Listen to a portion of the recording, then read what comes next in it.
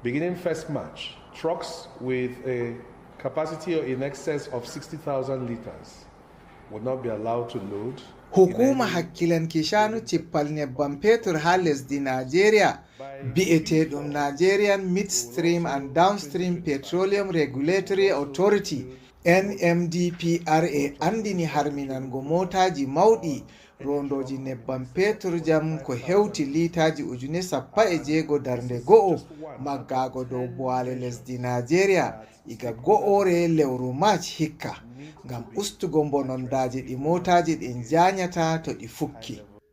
Maggugo Uzoka laatiɗo darektajo hakkilanowo ko larani moftugo be sendugo hawtade be sippugo nebbam Peturjam ha hukuma NMDPRA on andini jayndiyanke en ha Abuja. O wi jabruɗe man hosama yi'ugo bononda yonki be jawle tokkidirɗum nder balɗe ɗo dalila haɗaruji motaji nebbam majum ha lesdi ndin. Jabrugal haɗuki motaji man ɗon nder kuje 10 ɗe mobgal kakkilanoɓe fiji nebbam petur ha lesdi Nigeria fottini ha yake jonde maɓɓe arandere yande alarba saliɗo.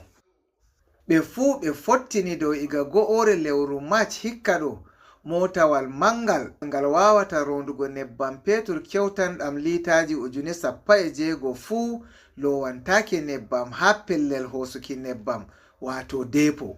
By Q4 of 2025, we will also preclude the loading. O ɓesdi wi'ugo iga lewru September bo motaji marɗi sembe hosuki litaji ko ɓurata Ujune 15 fuu lowantaki nebbam ha depo.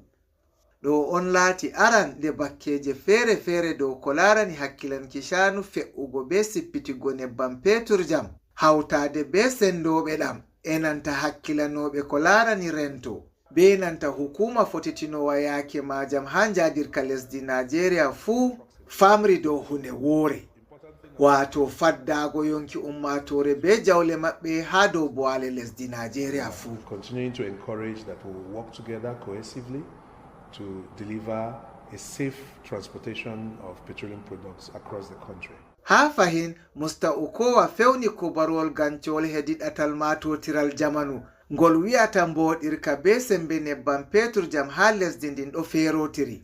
O wi ɗum fewre on nde tafuɓe nde annini majjingo ummatore. So people who make unscientific claims that make bogus data expertise claims of that are really not helping the situation. Non bo Musta Ogbugo tabitini ummatore lesdi Nigeria dow nebbam Peturjam nastinaɗam lesdi Nigeria iga yasi be sakaɗam ha nder lesdi Nigeria man fuu sai nde hukuma NMDPR tabitini mboɗirka majam fodde ko ɗam yofe ha lumo.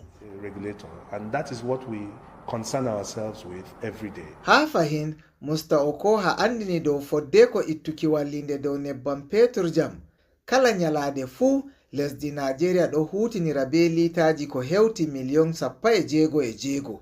Amma ɓawo ittugo wallinde dow nebbam Petur man jottandi ɗo hutinira be litaji million 15. Nder man bo kompaniji sakoji nebbam Petur man ha lesdi Nigeria ɗo hokka kombireta ha yake ko lutti bo ɗo nastine iga lesɗe yasi hunde bo nde tabitini fesuki majam ha jajirka lesdi Nigeria fu. Of these 50 million liters averaging for each day, less than 50% of that is contributed by domestic refineries. Haragare o wi hukuma NMDPR tabitinan didaɗi dow ko larani nebbam petur ha lesdi Nigeria ɗotanama.